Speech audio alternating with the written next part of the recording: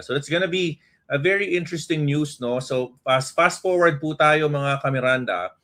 Diyan po sa peace deal na yan. Let's actually go to the actual article that was sent out by Axios. Sabi dito, exclusive, no?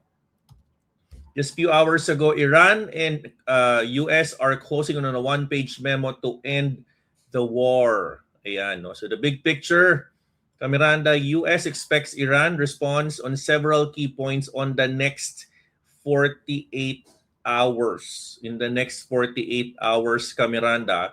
So it sounds like, number one, there's going to be a declaration on official end of war. Wow, buti naman.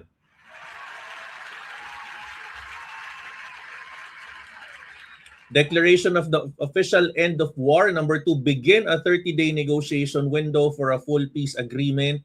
Trigger a moratorium or a hinto or pause on Iran's nuclear enrichment. For lead to lifting of US sanctions on Iran, which is, by the way, nangyari na to noong 2015, 2016 during the time of Obama.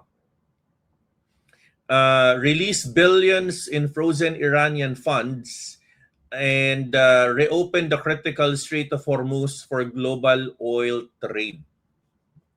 So fresh na balita, mukhang meron ng agreement. Nagpadala na po ang US ng 14-point memorandum of understanding sa Iran, and they are expecting for Iran to answer within the next 48 hours.